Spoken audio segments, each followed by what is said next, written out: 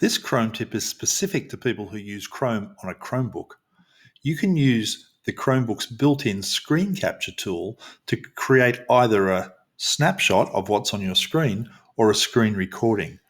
To do so, you'll hold down the Control, Shift, and Show Windows button, and you'll see this overlay appears on the screen with some choices. You can choose either to do a snapshot or a video, and you can choose whether to do the whole screen, a specific part of the screen, or a specific window.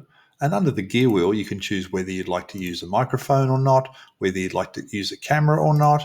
And so you see you can pick those options right there. Once you choose those options, all you need to do is click anywhere on the screen and it will start recording or snapping whatever you've chosen. Let's just do a snapshot of a specific part of the screen.